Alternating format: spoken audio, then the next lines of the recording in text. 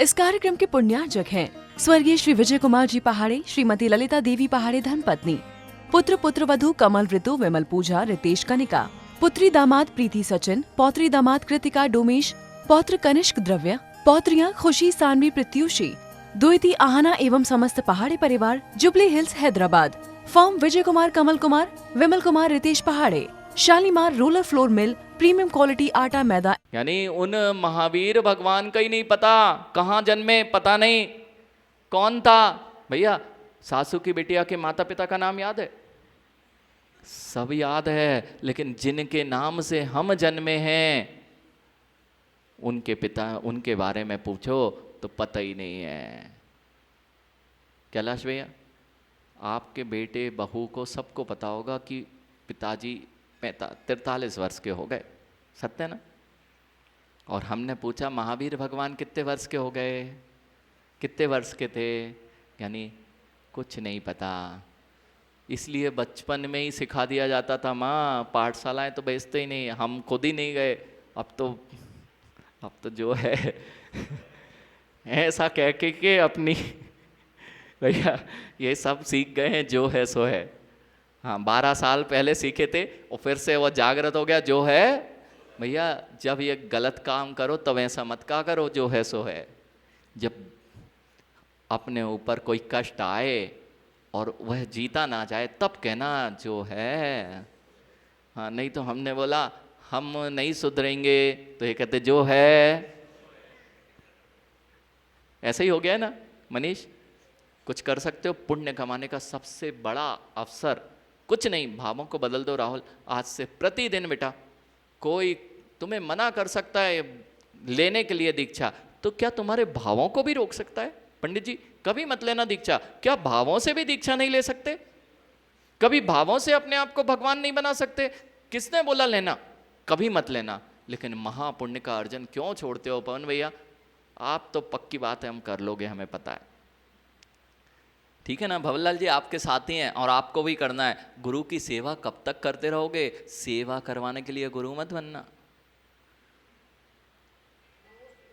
गुरु की सेवा कब तक करते रहोगे, लेकिन सेवा कराने के लिए कभी मुनि मत बनना। अरे सेवा छूट जाए इसलिए मुनि बना जाता है, सेवा कराने के लिए मुनि नहीं बना जाता। माँ आप लोग बहुत व्यस्त हो ना महाराज जी, घर के काम देखने पड़ते हैं सुबह से लेके। क्यों नहीं आ पाते मंदिर, क्यों नहीं आ पाते स्वाध्याय में, क्यों नहीं कर पाते स्वाध्याय? महाराज जी टीवी मोबाइल से फुर्सत मिले, पार्टीज जाने से फुर्सत मिले तब तो हम स्वाध्याय करें। आपके पास तो समय है नहीं, इसलिए ही तो नहीं है। और कुछ करते हैं क्या? नहीं तो आप इनके जैसे बड़े बड़े व्यापार कर रहे हो, इनका तो समझ में आता कि भैया सुबह से गए, सुबह से जाना है, उसके बाद तो हमें क्यों? अपने जीवन में पता ही नहीं हम क्या करते चले जा रहे हैं। माँ यही हुआ जानवी जी, महावीर भगवान के समय थे कि नहीं? यहाँ कितने लोग थे जो महावीर भगवान के समय नहीं थे? पांड्या जी आप थे? अच्छा ये बताओ आदिनाथ भगवान के समय थे कि नहीं थे? अनंतानंत भगवान हो गए, आपका कुछ सुधार नहीं पाए। आप महाराज किस खेत की मूली हो? प्रदीप भैया सत्य ना? देखो आप नहीं, हम भी तो थे, हम भी नहीं सुधरे थे। सुधरता वही है ज्ञानी, किसी के समझाने पे कोई नहीं समझता। अब है जब समझ आती है और समझ होती है तभी समझ में आता है, नहीं तो कोई कितना ही समझाता रहे कुछ समझ में नहीं आता है। भैया समझ है राहुल, समझ है ना तो समझ जाना। समझाए समझाए भी समझा नहीं जा सकता। जानवी जी महावीर भगवान कितने वर्ष के थे? 72 वर्ष के। माँ 30 वर्ष तक युवा अवस्था में क्या सुंदर शरीर, जैसा आपका भी कभी देखा भी नहीं होगा ऐसा वह सर्वांग सुंदर शरीर वे 30 वर्ष की आयु में बेटा अब है निकल गए थे। यौवन अवस्था में राजा थे, अपने पास क्या है? घर घर से मांगने निकल गए थे ना? घर घर से मांगने नहीं निकल गए थे ज्ञानी, मांगना पड़ता है उसको छोड़कर। निष्प्रह वृत्ति वाला जो धारक होता है उसका नाम दिगंबर मुनि होता है। माँ 30 वर्ष निकले, 12 वर्ष तक तपस्या की, 12 वर्ष तक मौन रहे और 30 वर्ष तक समोसरण लगा रहा। कितने वर्ष तक?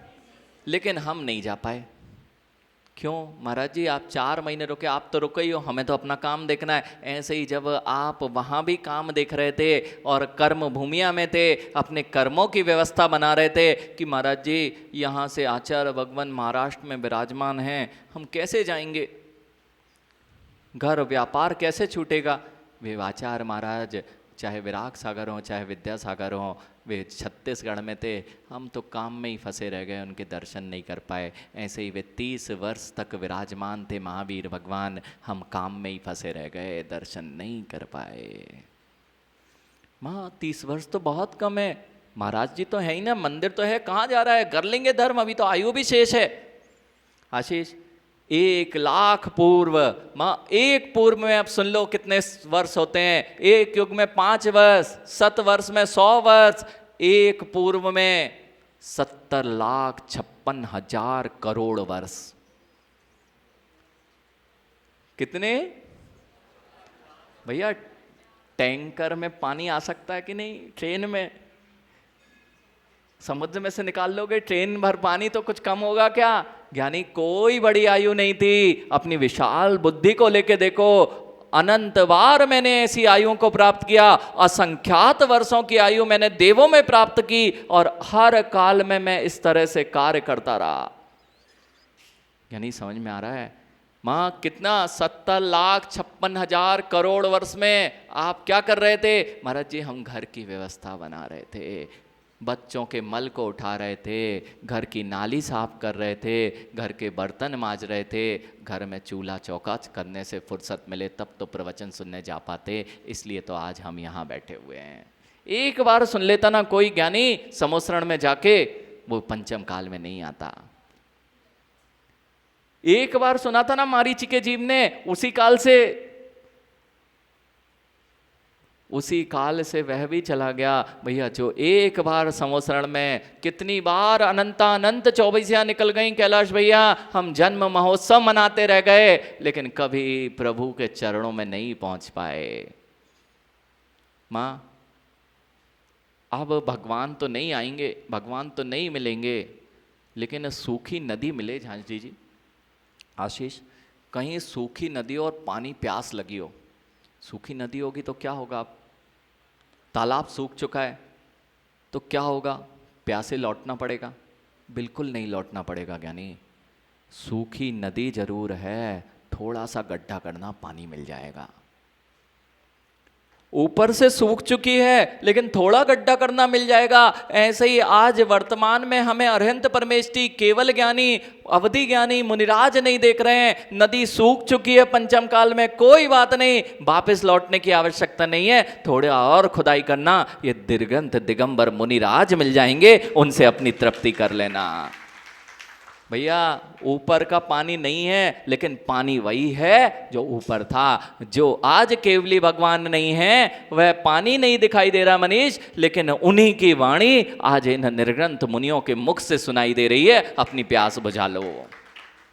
माँ कितने समय लगा रहा समोसरण? अब तो कितने, महावीर भगवान का नहीं, आदिनाथ भगवान का। 1 लाख पूर्व, और 1 लाख पूर्व में कितने वर्ष? 1 पूर्व में कितने वर्ष? 70,56,000 करोड़ वर्ष का 1 पूर्व। इसमें से 1 लाख का गुणा कर दो, 1 लाख पूर्व है ना, 5 युग अर्थात कितने हो गए? 25 वर्ष।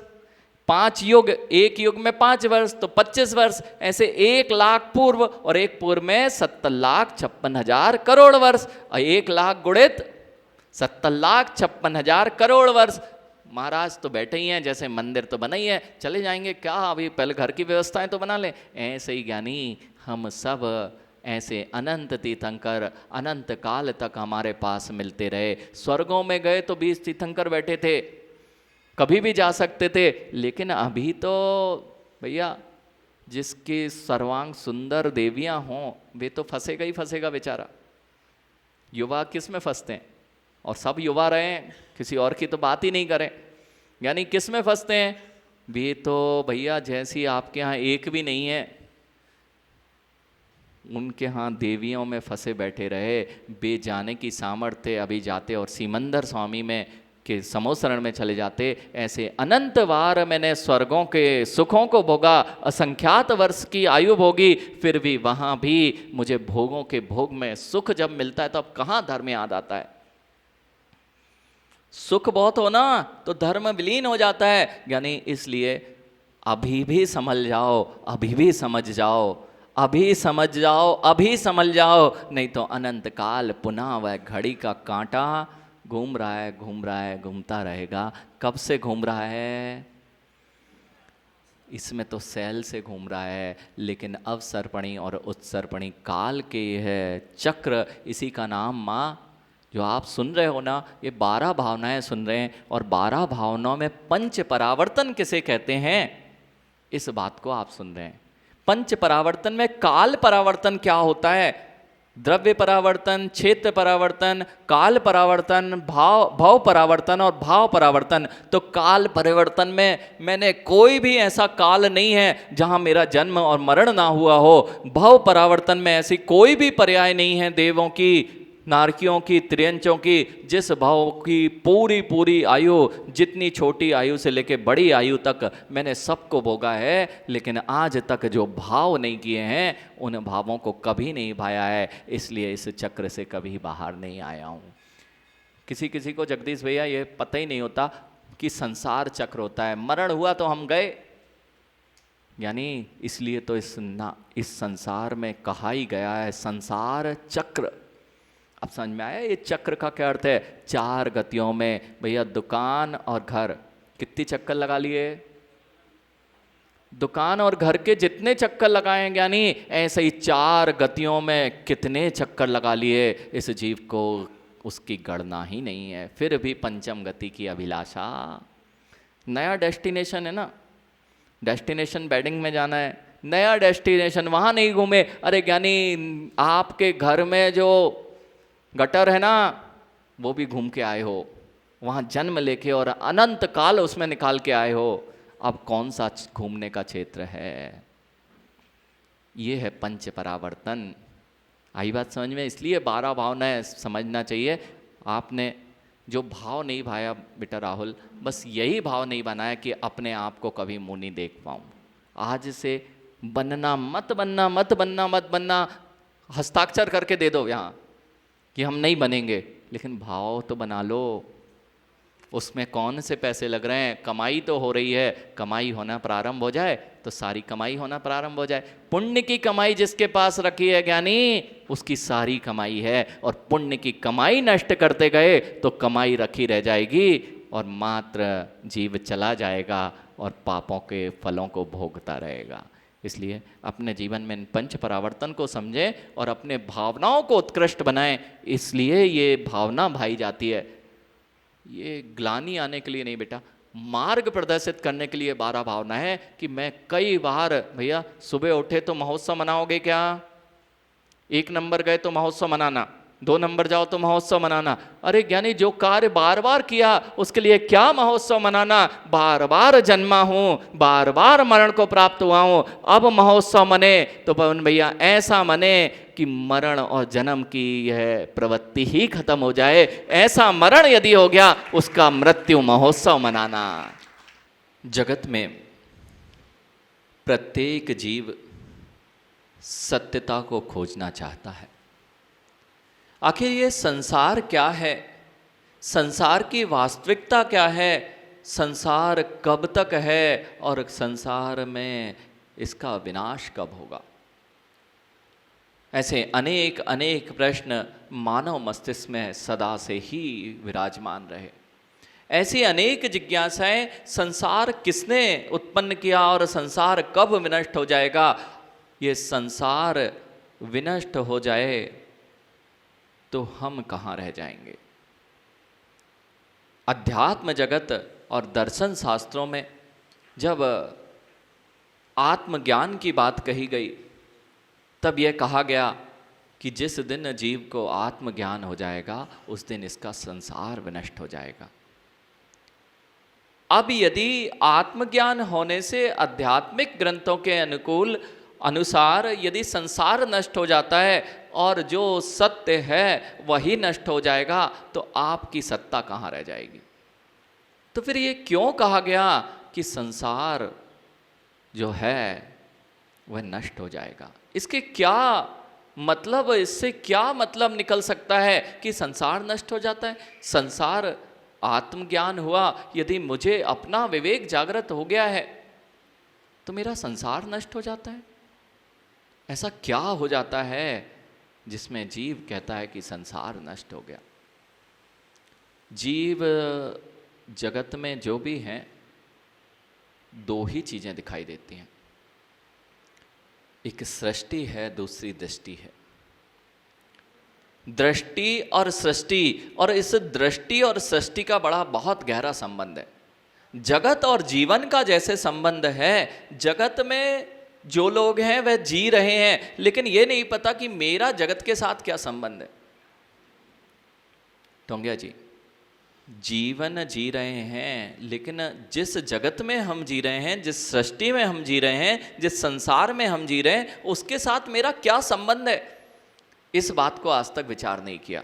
और ये विचार आ जाए, यह वास्तविकता का ज्ञान हो जाए, तो शायद मेरा भी संसार ये जो दिखाई दे रहा है, अब जैसा मैं हूँ मनीष, संसार तो जैसा है वैसा ही रहता है। फिर क्या अंतर आ जाता है जब जीव आत्मबोध की ओर अग्रसित हो जाता है? माँ, संसार कभी विनाश को प्राप्त नहीं होगा। संसार ना तो आज तक विनाश उत्पन्न हुआ है और ना विनाश को प्राप्त हुआ है, लेकिन कई लोगों ने अपना संसार नष्ट कर लिया है। अनंतानंत जीव संसार को नष्ट कर बैठे हैं। वे संसार को नष्ट कैसे कर बैठे? जब जब तुम्हारी बुद्धि ज्ञानी खंड पर जाएगी, तुम अखंड की ओर नहीं बढ़ सकते। आज पंडित जी बहुत गहरा विषय है। दर्शन शास्त्रों की अपेक्षा से ये संसार रहते हुए भी संसार नष्ट कैसे हो गया? इस कार्यक्रम के पुण्यार्चक थे स्वर्गीय श्री विजय कुमार जी पहाड़े, श्रीमती ललिता देवी पहाड़े धर्मपत्नी, पुत्र पुत्रवधू कमल ऋतु, विमल पूजा, रितेश कनिका, पुत्री दामाद प्रीति सचिन, पौत्री दामाद कृतिका डोमेश, पौत्र कनिष्क द्रव्य, पौत्रियां खुशी सानवी प्रत्युषी, द्विती आहना एवं समस्त पहाड़ी परिवार, jubilee hills Hyderabad. Firm Vijay Kumar, Kamal Kumar, Vimal Kumar, Ritesh पहाड़े, Shalimar roller flour mill, premium quality आटा मैदा एंड रावा।